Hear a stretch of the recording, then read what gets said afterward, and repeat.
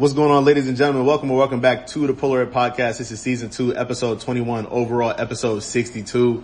I'm here with the one and only James Lewis Jr., otherwise known as Jlew Too Smooth, otherwise known as the menace in the paint for many schools down south, a walking double-double. And you know, now transitioning into the adult world and kind of fitness as of late. You know, kind of wild seeing him in the TikTok algorithm, but we'll talk about that when we get to it. But I've said too much. James, please introduce yourself to the people.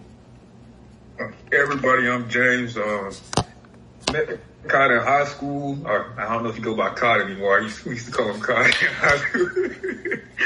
So I met him in high school and always had a good time, stayed in the same dorm. And now we're just reconnecting and we're just growing up being adults. Absolutely. Facts. Yeah, everyone still calls me Cod. Even some of the kids. It's crazy. Like, you know, most people call me Coach Cod or whatever. It's rare that you find people at the school that call me like Mr. Codrington. Everyone calls me Cod or Coach Cod. So yeah, like I said, the Too Smooth originator. Talk to me about growing up in North Carolina. I believe you grew up in Mount Holly. And you know, you frequented lots of different parts of North Carolina. So talk to me about growing up out there. What was your upbringing like? Yeah, ain't really much to do where I'm from. I'm from a little small town outside of Charlotte. Ain't really much going on. There's only one store out there. Got to go to Charlotte or Gastonia for anything you need. Came from a two-parent household. My parents always gave me everything I've ever needed, so big shouts out to them. And then from there, it was basically just like the family and sports are a big part of my upbringing. And then obviously with basketball, that came later in actually. I was really into football growing up. I always thought I was going to be a football player. Yeah,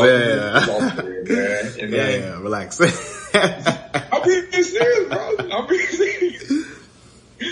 I really thought I was going to play football until I didn't take basketball serious until 9th grade. I got injured my 8th grade year playing football.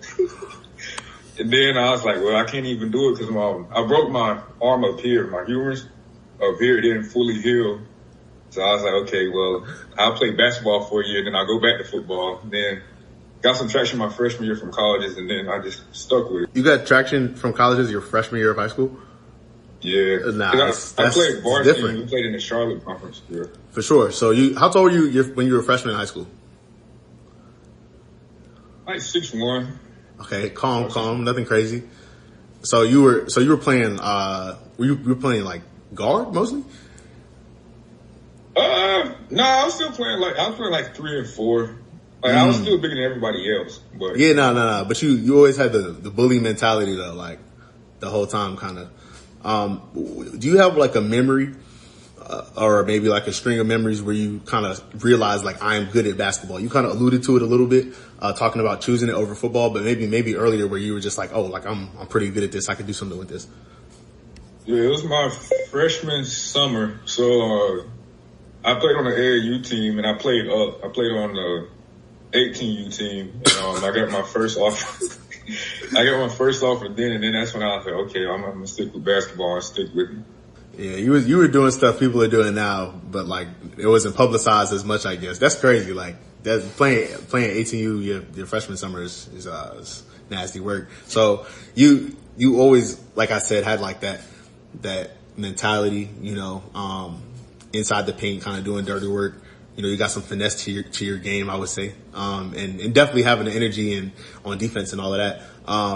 What do you feel like was the biggest room, like place for you to grow when you were starting your high school career, 9th and 10th grade?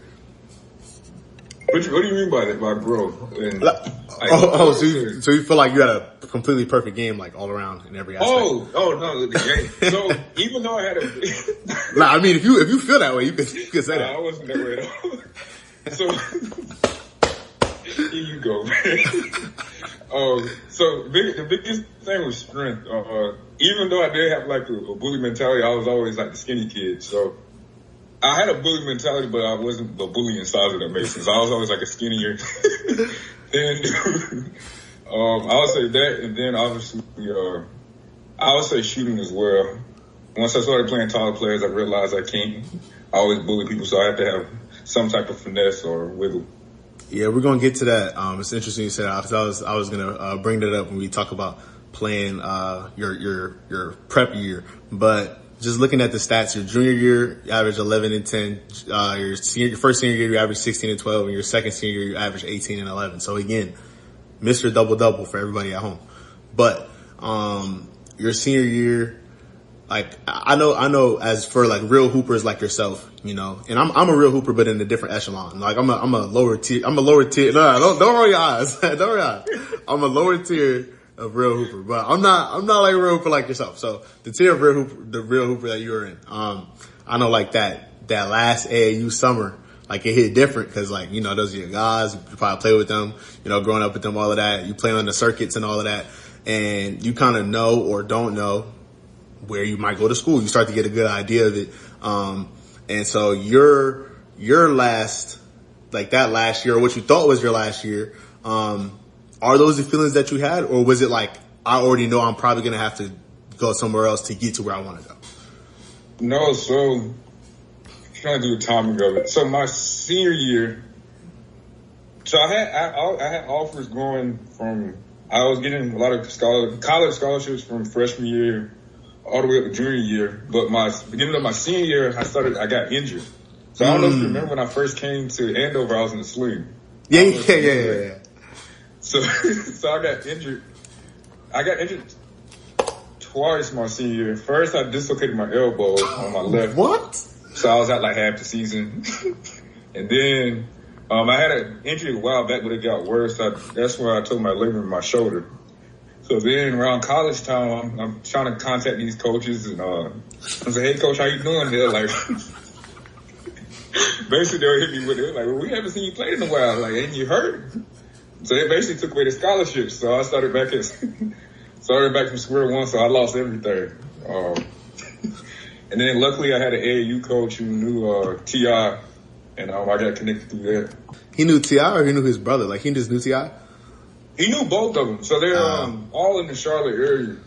That's crazy. Boy, work got motion. But I mean, that's really, you know, that's a true thing that happens to a lot of people. Like, haven't played in a while, you know, that kind of situation. And it's crazy because you're talking about like trying to go through like physical changes to be successful in your sport. That could come with injuries too. I'm not trying to blame you trying to put on muscle mass for you getting injured, but I'm saying that, you know, it's the same as if somebody's going through a growth spurt. I think about, just off the top of my head, I just thought about our guy Akshay who played on the team, which I think Akshay, when he was growing, like, I think that's when he broke his wrist because his bones was just so frail. He went from like 5'11" to like 6'3" overnight.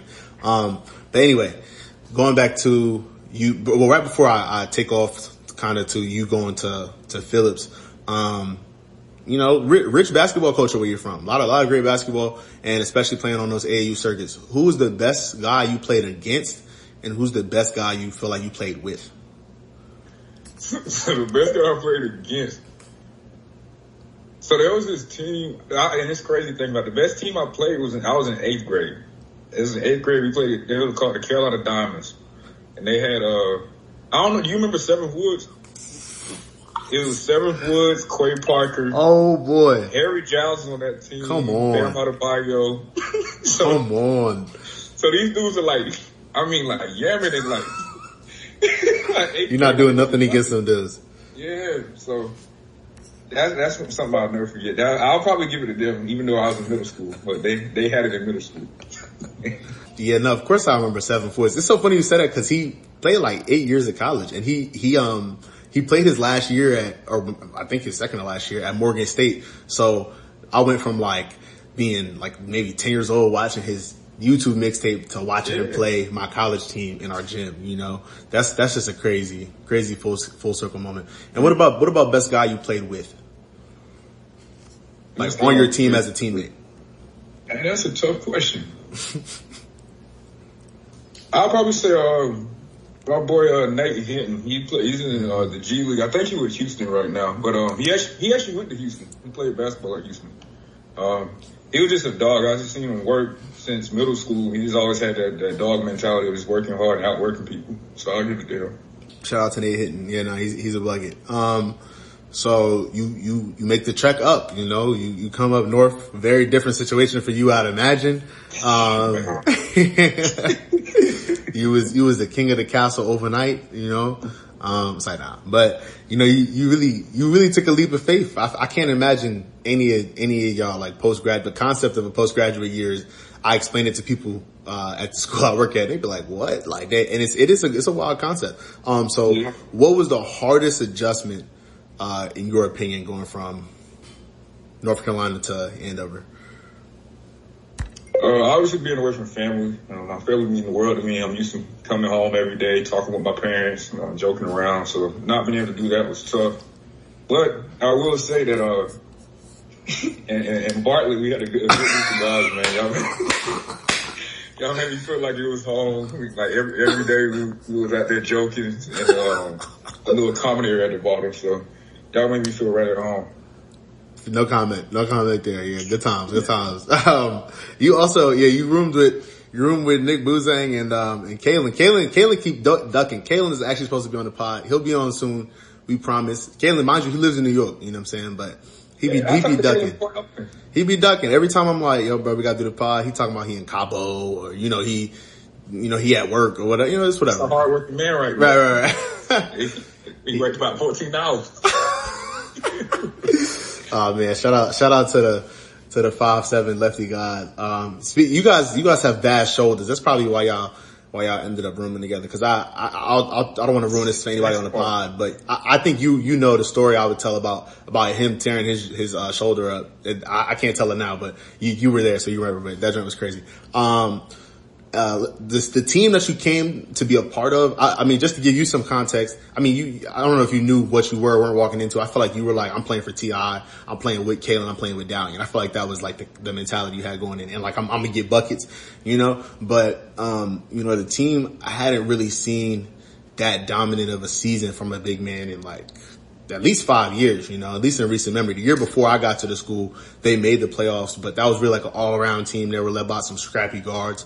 And that team was like 500. They were like 15 and 14. Nothing crazy, especially in comparison to what T.I. got crawling around that school now.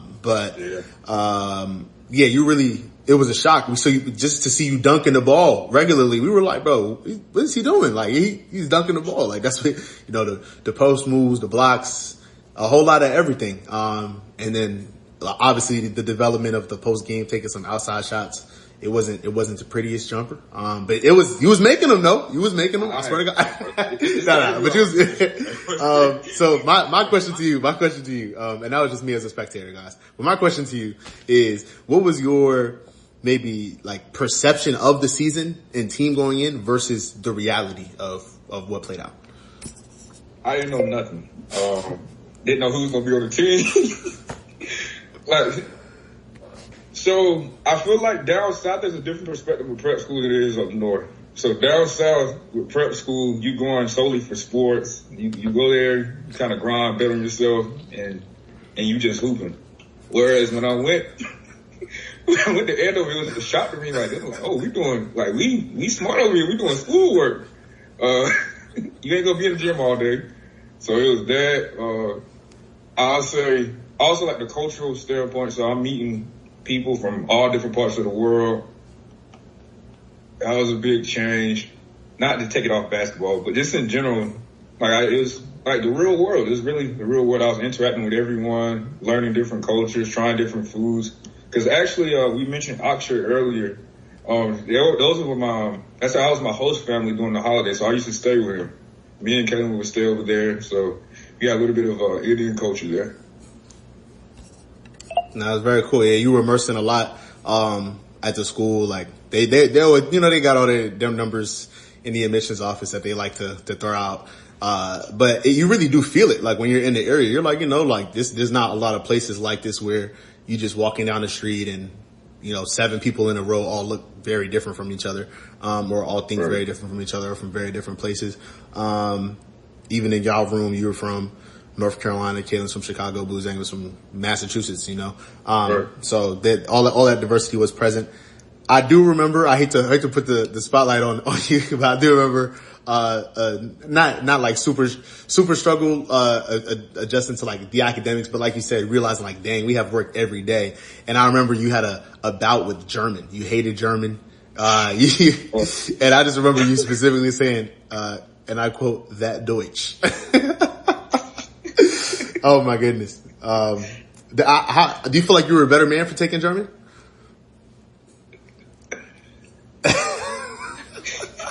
The silence. We're on the podcast. We're going to be a little professional. Of course. The silence. Oh man. Geez, you were rated as a 2-star prospect in high school. Do you feel like that was deserved, or do you feel like that was too low? Oh yeah, obviously too low. You know, we all-star, but you know, they just didn't see my potential at the time, though.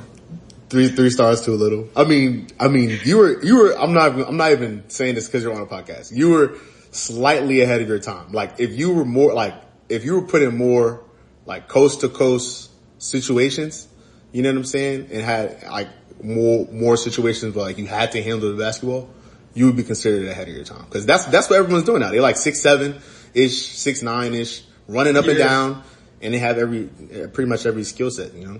So that was always my drawback between like you know how basketball works. There's like the low major, mid major, and high major. So the difference between that mid to high major was obviously like my size. So like people, like I play like the post, like fours. So fours and like high major, they like 6'9", 6'10". So, and I was like around the 6'6", 6'7" range.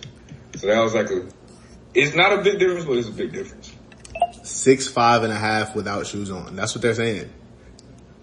No, I was 6'6". I'm playing. Nah, bro, you had to be 6'6", like even. Like I feel like you were like a true 6'6". You was tall, bro. So yeah, you had like I said, you had a pretty dominant season.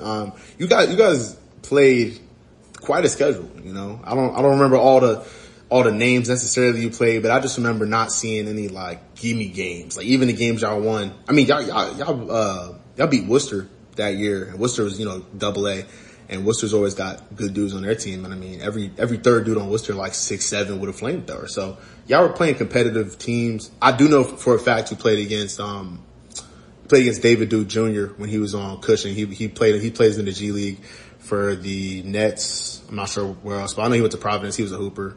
But y'all played against a lot of like pretty solid comp. Yeah. I remember a few teams. I remember Tilton was nice. I remember Tilton. Always. Yeah. Did y'all play against Terrence Mann? Or was that, I feel like that might have been a different year, but it might have been the year before you, yeah. Before, yeah. Mm-hmm. Or we played them, they were nice. And then Cushing, they had I forgot the dude's name. They had a dude who went to Virginia Tech. He was a guard. Oh, Wabisa Beatty. Yeah. Wabisa Beatty was a good player too. He transferred in there from like North Andover High or some junk like that. Yeah. Like I said, a lot of good talent in the league, including yourself. And so you signed with Chattanooga. Talk to me about your mentality heading into Chattanooga. Like, what are you trying to do? Where do you see yourself fitting into that team?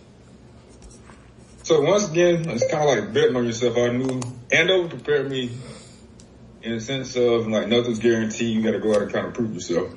So that's how I went into it. And then so Chattanooga has like a rich history. So they've been going to the tournament prior to me going there. The year before I went there, they were like runners up to making the NCAA tournament.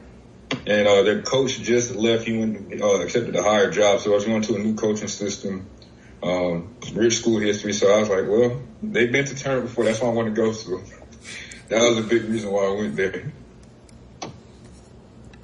Had you been to Tennessee before? I feel like you run the whole South / Mid-Atlantic, so I don't know. No, that was my first time over there in Tennessee. Okay, that was your first time. Were you close to going to any of the other schools? I know you had like 5 O's or something like that. Now, after I went on the visit, I was pretty much sold on Chattanooga. The other one that was it was between them and Kennesaw. I knew I wanted to kind of get back south. And then I had a little situation with Colgate, but that didn't fall through. So, unfortunately, but yeah. Yeah, that could have worked out. What's Colgate? Patriot League?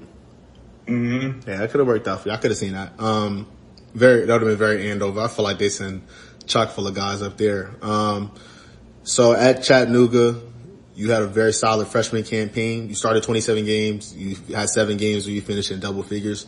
You were transferring before it was cool. So how do you get to, you know, that mental like space of being like, I am going to transfer? And how did App State become the school that you transferred to? Yeah, so the transfer process, it wasn't a good fit for me personally. And I just wanted to see what else was in the water. I knew I played as a freshman, had some good stats, so I know I could go somewhere. So that was the biggest thing. And then also my guidance from my dad. So my dad played college ball as well. He played at East Carolina. So he was able to give me feedback. So he always said, like, you don't got no film, like, you really can't do too much. So I had some film, went in the transfer portal, and ended up settling with Appalachian State. Yeah, something about you in these gold schools. You was going to go to Kennesaw and Chattanooga. They got a little bit of gold here and there in their joining. And you ended up going to App State.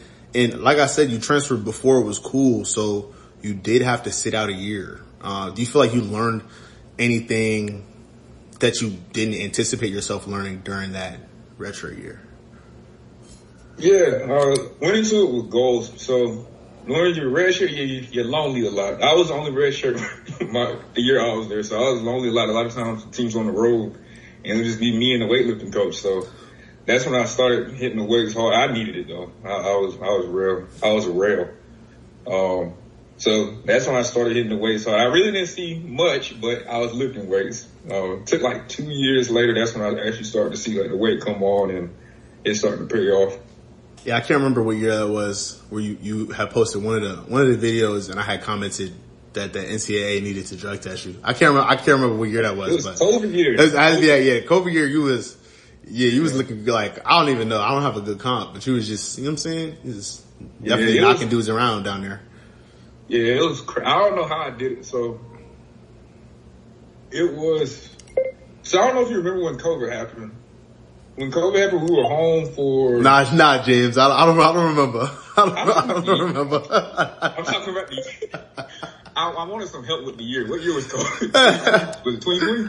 Yeah, it was like March 2020. They started sending cats home, and then it kind of went on. Okay, so 2020 March, we did. Actually, there was a funny story actually with COVID. We were actually playing while COVID got big and was like on the news and stuff. We were playing our last conference game. We was in Texas actually, and we started seeing like COVID, and then the thing with Rudy Gobert, we were watching it in the hotel room. I'll never forget. And then they were like, we got to go home, and masks started to be a big thing, and went from there. So during that time, I was just eating. I was like, I got to put on weight because I wasn't playing. So my redshirt sophomore year, I wasn't seeing the court that much because I was getting pushed around. The Sun Belt got some big boys in the conference, so I will say. It was bigger, to me personally, no offense to different conferences, but to me the Sun Belt were bigger than the teams in the Southern or SoCon conference. So I know I had to beef up a little bit. So for those 2 months I was home, I was eating like crazy. I was eating like 8 eggs in the morning, a lot of rice, a lot of carbs basically. And I put on 40 pounds. Big dog. Yeah, I put on 40 pounds, and obviously I was lifting during that time. And then I came back on campus, and I had to readjust, obviously, get back into basketball shape. Mm-hmm. And then I trimmed down to like around like 240ish. But I got up to like 260, and then I trimmed down to 240, and then I just stayed at that weight.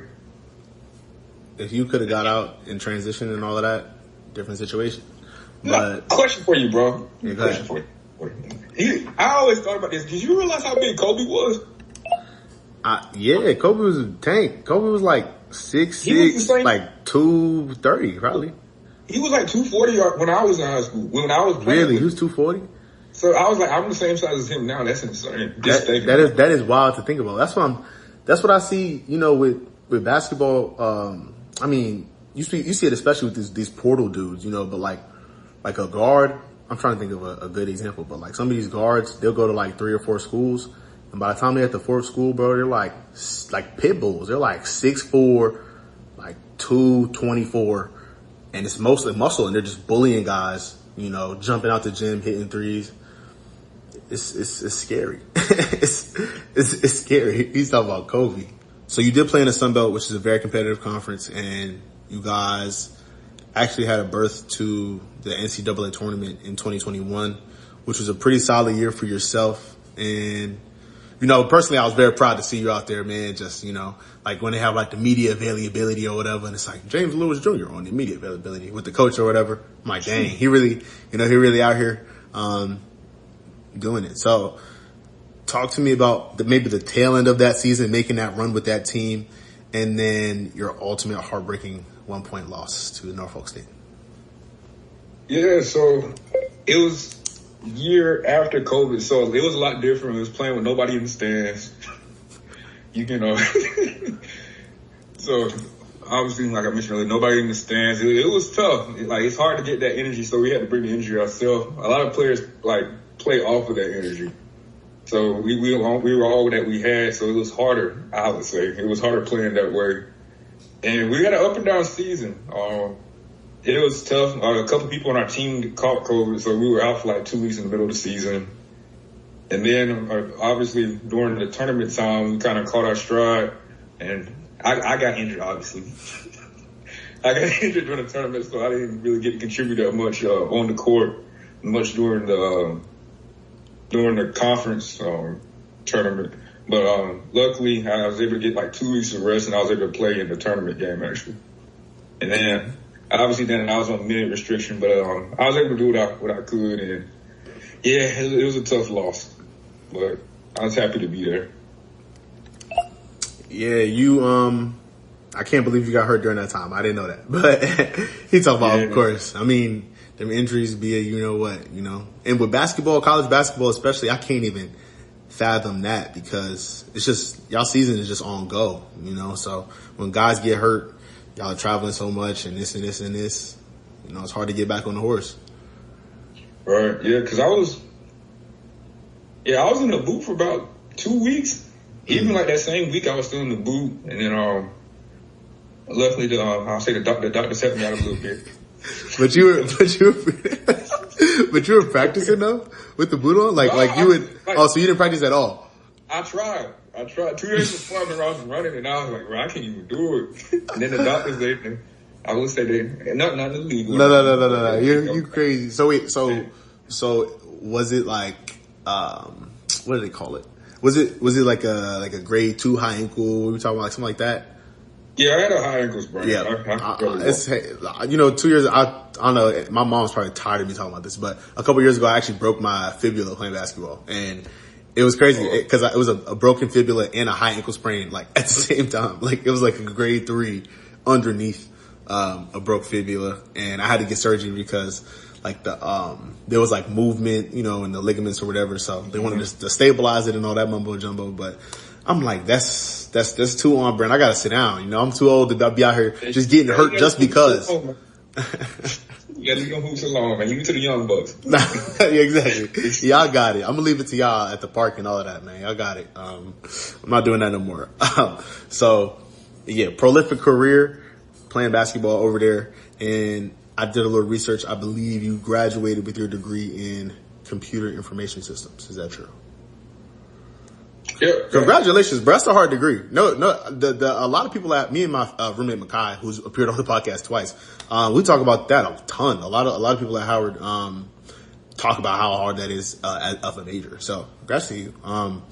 So how do you?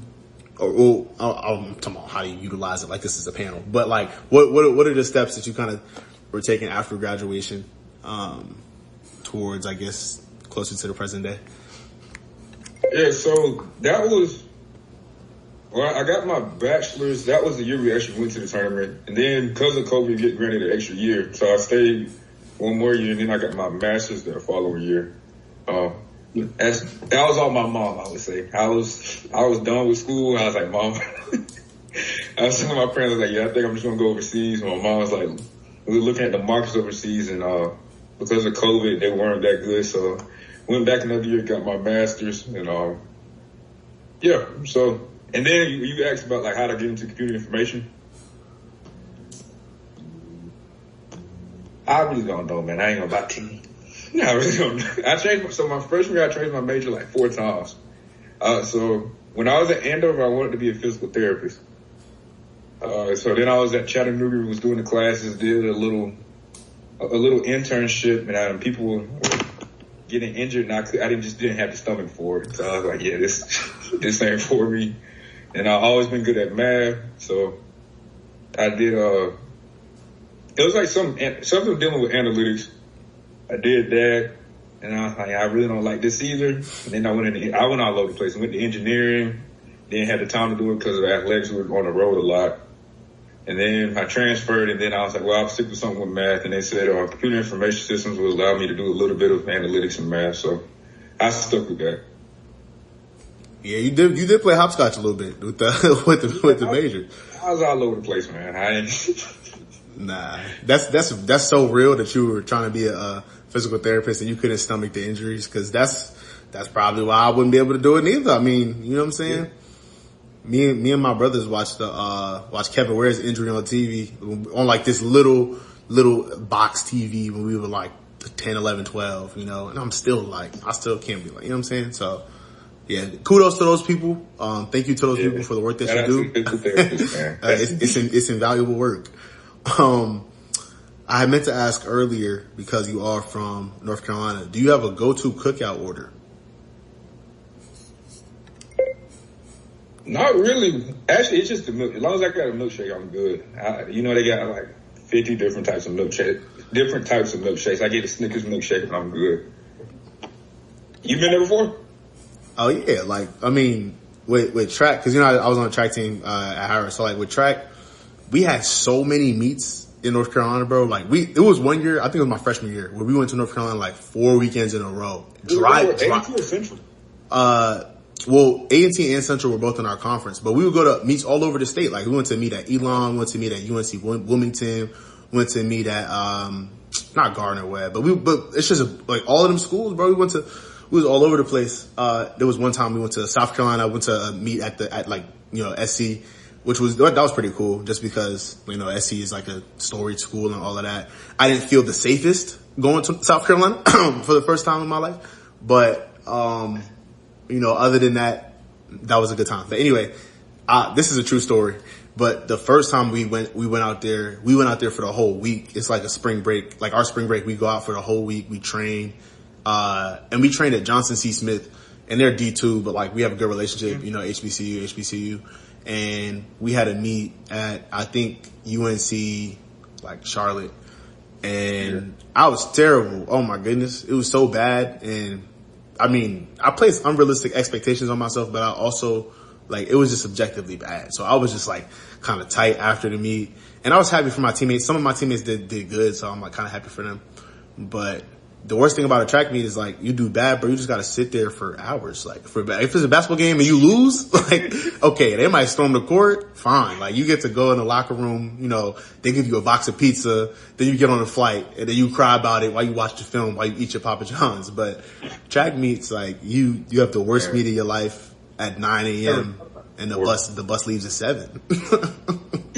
So yeah, but I'm just sitting there like I had a bad meet. So some of my teammates are like, "Oh, we going to cookout?" I'm like, "Oh, what's cookout?" They're like, "You never heard of cookout?" Of course, we just changed your mood, didn't it? Bro, what? Changed the whole mood. Like I'm like, I only spent like this is 2018, 19, so I only spent like $540 probably.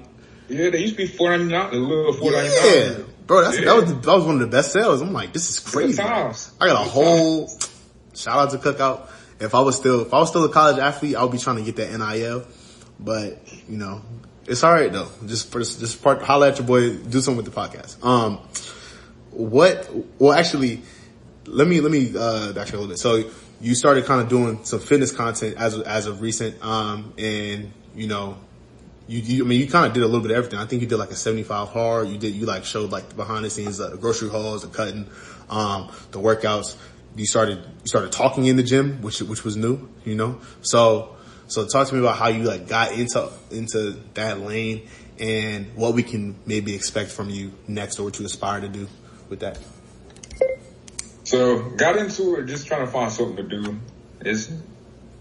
feel like a lot of people after athletics, you're just trying to find something, like a hobby, something just to help you do something that's positive. And for me, it was recording myself in the gym. So actually my girlfriend got me into it. She's on TikTok. She's like, you should record yourself. And I was like, nobody gonna watch that. So I started doing it. Then obviously you got the people that say, look at James, look at him doing this stuff. You were probably one of them, but I ain't gonna talk about you. I definitely was. So I started doing that. I was consistent with it. Then eventually I started growing, getting a little bit of brand deals and stuff. So actually what got me more involved into it was the brands. They were saying, hey, could you start talking a little bit more, show more of your personality, and we'll give you this product. And then obviously they do like commission and give you a little check. That's very cool. He's talking about, I just had to find something to do that's positive. That's a good point, especially in the post-athletics kind of situation, Do you still have, like, overseas in the back of your mind a little bit, or are you like, nah, like, I'm not about to do all that? Sometimes it creeps up. So if you met me during my senior year, I would have told you that's what I'm doing. Mm-hmm. Had all sights and my towards that.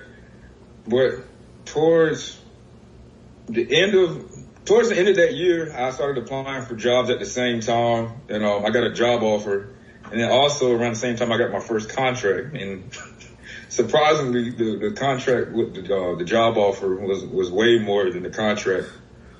Yeah, so that was like the first thing. And then I was thinking, I was like, well, do I want to? I know I'm gonna have to come back here regardless and start my corporate career. Do I want to start my corporate career at like 30 plus years old and then have to start from ground one, or I can start now when I'm in my early 20s and have a better trajectory? So that was my whole thought process with that. That's smart. Yeah, that's weighing your options 101. I think that, like you said, if you go back to your senior year, you would have said something different.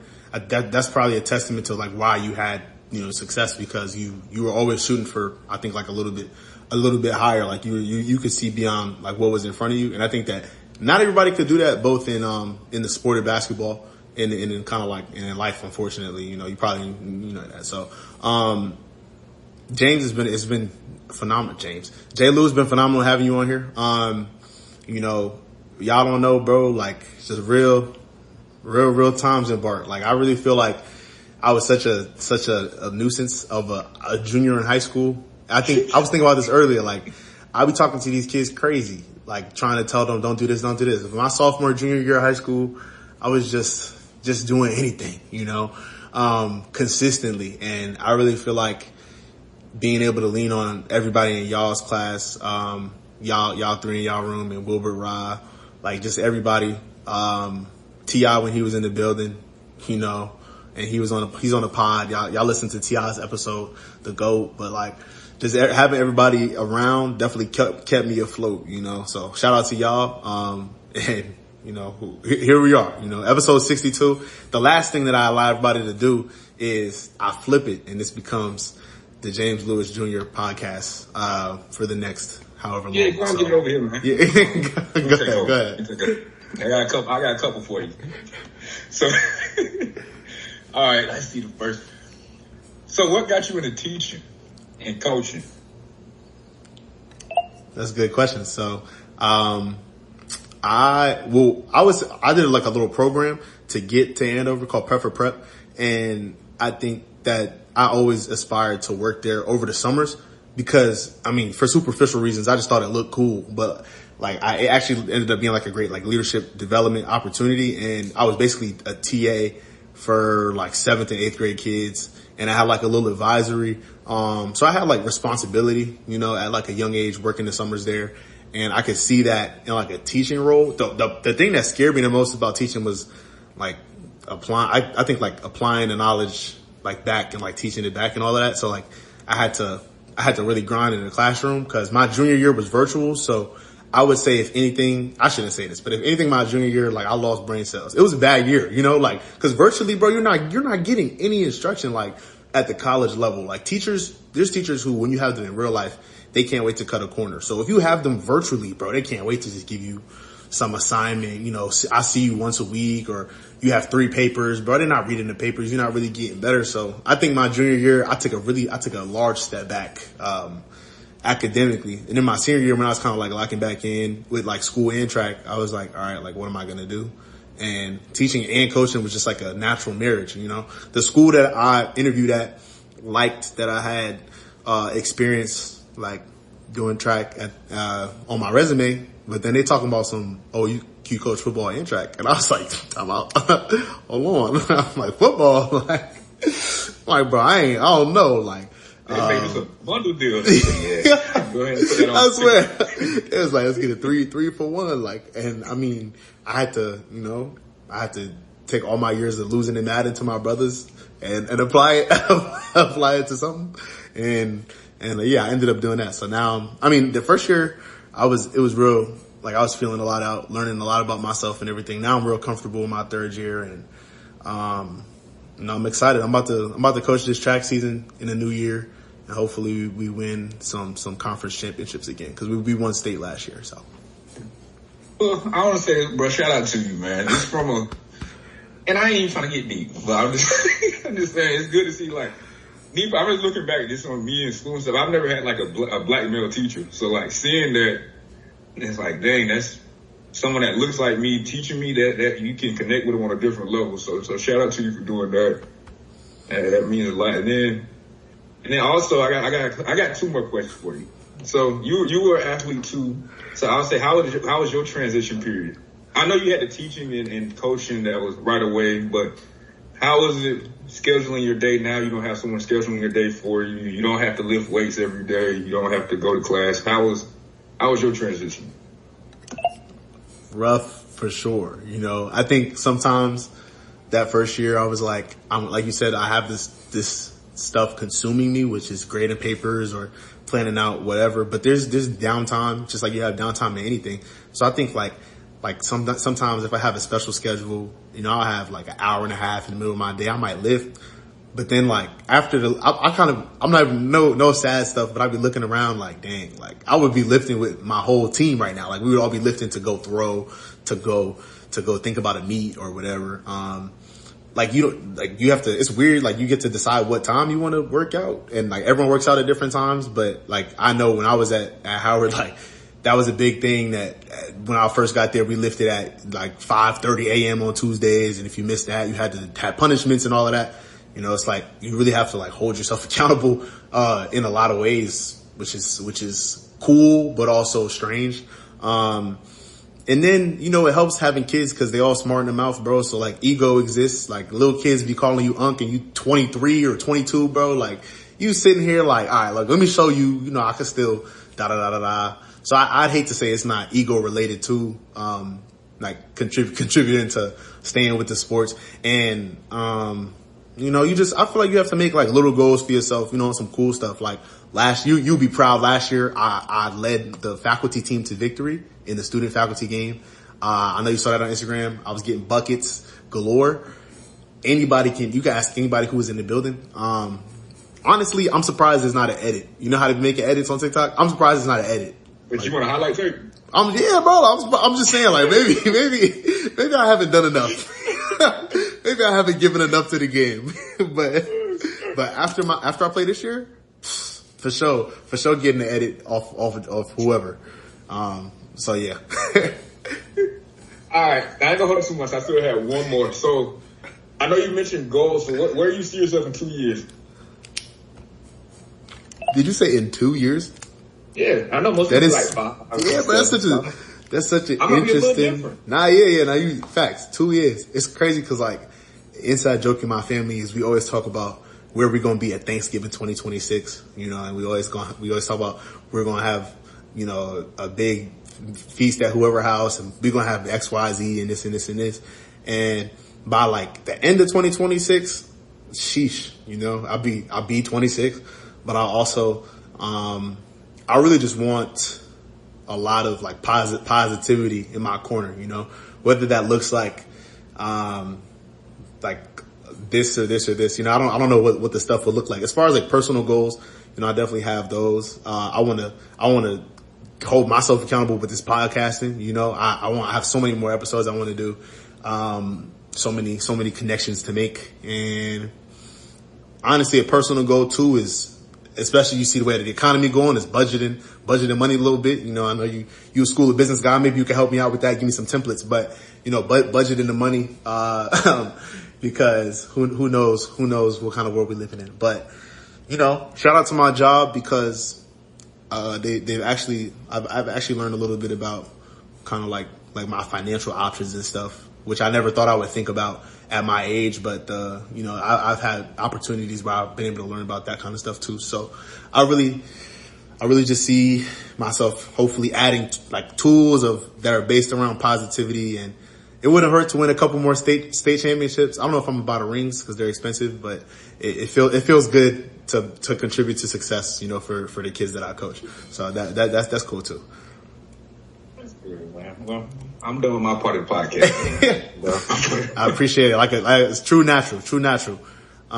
Episode 62, season 2, episode 21. Jlew, before we get out of here, do you have anybody you want to shout out?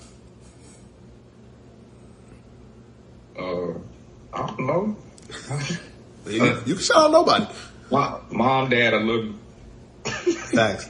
Jlew Senior and Mom. He gonna keep it generic. Appreciate y'all if y'all rocking out with us. We'll see y'all next time. Don't be strangers. Enjoy the end of 2024. Deuces.